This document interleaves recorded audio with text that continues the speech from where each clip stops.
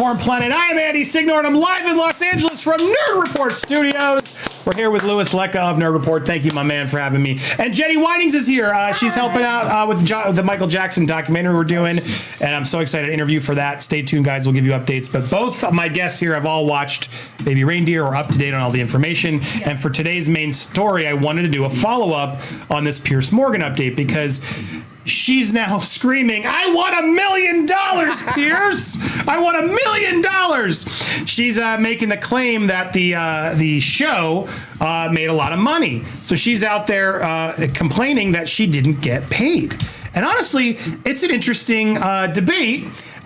She was paid $313 for her Baby Reindeer appearance, and she would settle for $1.25 million is what she now wants. She's saying that she didn't agree to sign anything. I will be seeking far more than a piddling 250 pounds. Harvey added that she would settle for $1 million. She claims that she did not get paid nearly enough. And that is now the problem, that Piers has monetized this. The interview, which was released on Thursday, has been watched over 11 million times. How big the audience for Baby Reindeer is.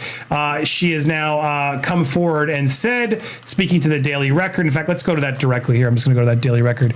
Real Life Martha demands $1 million for Piers interview after $250 pound offer. Fiona is fuming after appearance made the host at least. Now, she's speculating this from YouTube revenue. She suspects that it's $250,000. That seems high to me.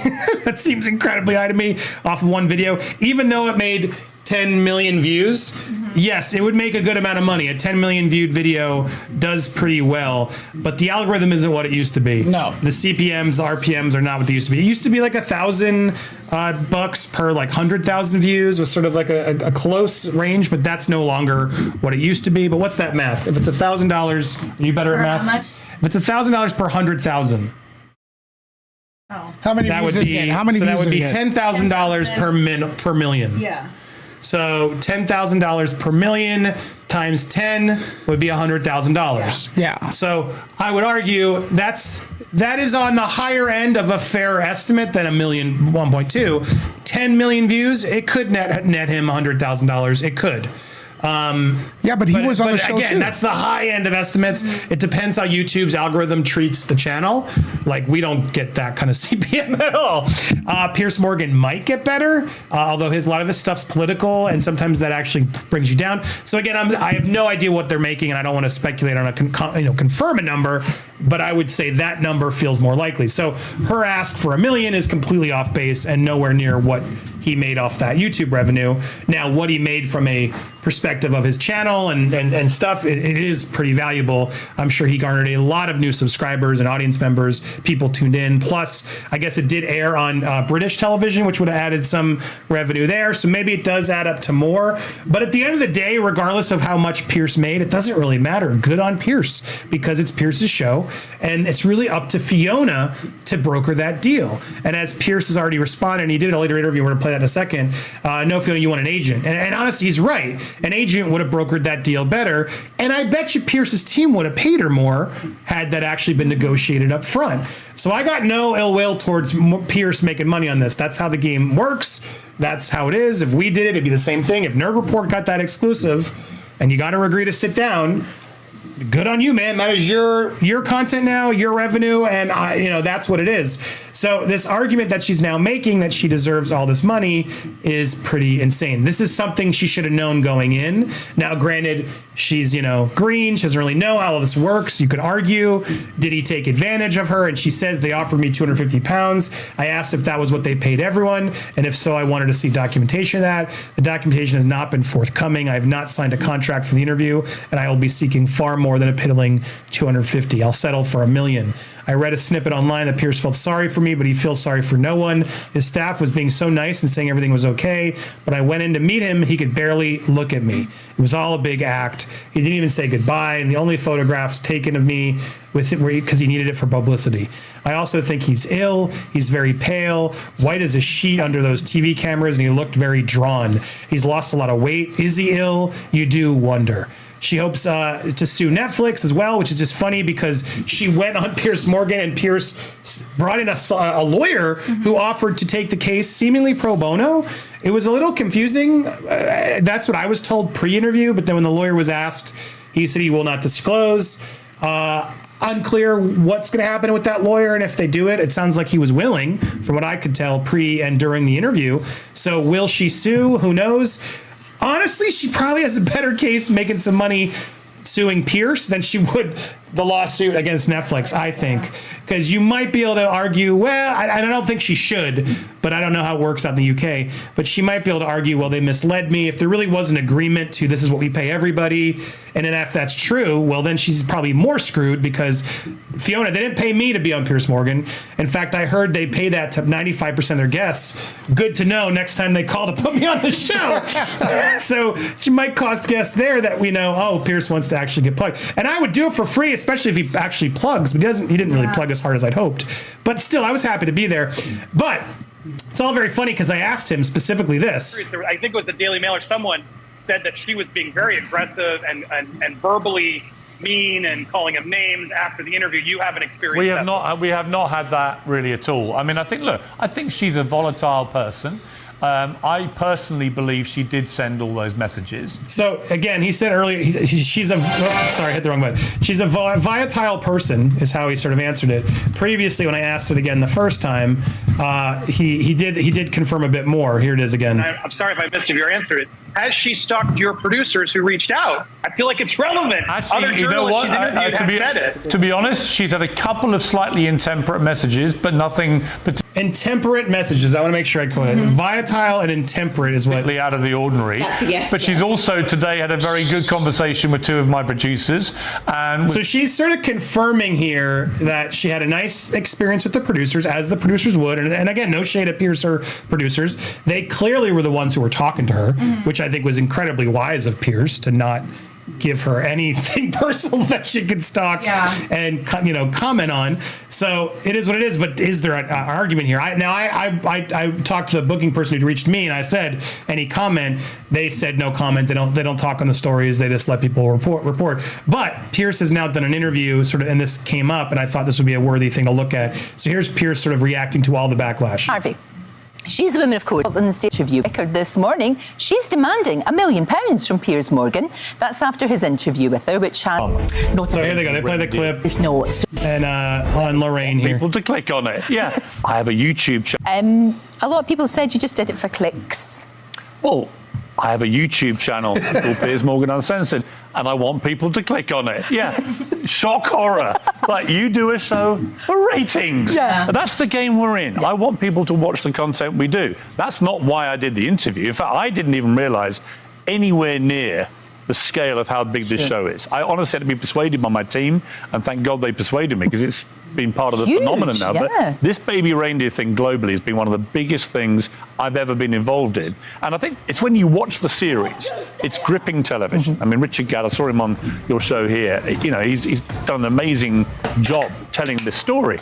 But the key question after watching the series and watching my interview is it actually a true story? Yeah. And the key part of that is, did she actually go to prison? Is she a convicted stalker? As I sit here, Lorraine, there is no actual evidence so far that she's ever even been in court. So we have to wait and see. It's really interesting, because what Richard has said is that he didn't want anybody... He didn't want their identities revealed. That wasn't what the show... Then he shouldn't have put the hang my curtains in the thing, because it's very easy to find. ...was about. But inevitably, of course, because it's been I got to say, I'm afraid I think that's pretty disingenuous, because they literally used parts of messages which internet sleuths just tapped into her Twitter account, and up came the same phraseology. Which is why he liked me, Lewis, because I said that on the Piers Morgan show, and he said, yep. They failed in a duty of care to Fiona Harvey. There's no question about that, Netflix in particular. But the key question is whether they've defamed her. Because if you accuse somebody of being a convicted stalker and they're not a convicted stalker, that's a pretty serious mistake to make. Very much so. So even with her threatening to sue for Mendoza, he's still being nice and being fair, I think. So Fiona, now let's call her the real name, should be careful here, because Piers has been one person who seemingly had her back a little bit. What was she like? I mean, in fact, behind the scenes, when she came in, and she wants £1 million off you now. I do. Is that going to happen? No, she's not going to get £1 million. She's not going to get £1 million. What she wants is an agent. But actually, no, we give her the same amount we give, I would say, 95% of all our guests. And we don't discuss terms, but we pay for her to have a nice haircut and a car and everything else. I think we've performed our duty of care. We've stayed in touch with her since. And she's given some lively, provocative interviews. But when she came to the studio, she was actually relatively normal. Right. I didn't get any sign of somebody who I thought was mentally unwell. Right. But I do think she sent all these messages. And I do think that shows that she has an obsessive streak, certainly in relation to Richard Gadd. But I also think by his own admission, he himself is a pretty damaged individual, and he admits to leading her on and so on. So it's a very messy human interest story at the heart of this. But that's what makes it so compelling, doesn't it? I mean, we obviously tried to get in touch with her, but were you, and she didn't respond, were you worried at all about having somebody in who clearly has problems, and if she is this woman, which it seems she is, that you would be at risk? But the interest, and they were going to get that question, but she's pointing out a good point of now Fiona's own actions are putting her at risk. Right. Fiona's doing these interviews, putting her name out there, saying I'm the real life baby Reindeer. I keep wanting to go, Martha! I'm waiting for someone to do that. I want to say Baby Shark. The Snyder, Baby Shark. Anyway, all of them. She's causing the drama now. It's like she could have easily avoided this and people would have moved on more if she hadn't actually done the interview. I know you've got a thick skin, but was there every sense that you think, well, should I really have this I'm used woman to obsessive Scottish ladies harassing me from, No. There is that point. Just a joke. No, is he flirting? You can't listen. I've interviewed serial killers. She seemed into it, so yeah. That's fine. I've interviewed people, who've done terrible things. She's not one of those. So I've had far scarier environments in which I've interviewed people. I felt it was important that she'd be allowed to have her say because she'd already been revealed by the media as the real life Martha, but she had no ability to tell her story. And I thought, you know what, when we asked her if she wanted to come on, she said, yes, I think that Piers has a big platform. I think he's an interviewer who'll be fair with me. I think I was fair with her. I think people who know me, I've been a lot harder on people, politicians and so on, in the past than I was with her. I tried to be very fair and balanced. I tried to get to the truth. I think she lied to me a lot in the interview, but I think on this key point, like I say, is she a convicted stalker? If it turns out she isn't, then the Netflix claim at the start of every episode, this is a true story, becomes extremely problematic because it's not a true story. Yeah, well, that's the thing, isn't it? And I want to get to that because we're going to talk about that further with the guest who was on my show, the woman who would not let anybody speak because she was out there claiming, and I've invited her on this show. If she shows up while we're live, don't leave because I've been checking to see if she'll take our invite. She's claiming, well, they changed that later at the end of the shows and in later interviews, they made it clear this was not based on it. But the reality is Piers is right. The beginning of every show clearly says this is a true story. That's how every episode starts. No one reads the credits. No one's watching all the follow-up interviews. Like, this is a true story is what everyone sees. So this is based on true events. None of that stuff. This is a true story. So it makes a point. Now, what's also interesting, as Piers says there, is, well, if she's not a convicted stalker, does she have a point? I've seen a lot of comments on this, and I'm curious what you guys think as we just sort of wrap up this main point. There's still so much more to talk about on the live, which we're going to do. But if she wasn't actually convicted of stalking, it doesn't mean she's not still a very dangerous stalker. I think, if anything, it could also prove how hard it is to prove someone is stalking you. Like, I hate giving anyone attention, but it's like Lewis knows. I have stalkers. Like, I have digital stalkers, harassers who will not stop. And it's like to an unhealthy level of how much the obsession is. Like, and it's hard to stop. What do? You want to get engaged? Do you want to actually give them more to keep going? You know what I mean? It's a hard thing to do. The law is for, unless you actually threaten them, it can be difficult. So I'm just curious, like, is Pierce's argument there enough? And I'm going to go to you first, Jenny. Do you think it's enough? Like, or could it just be, well, maybe she wasn't convicted, but there still could have been close enough? What do you think?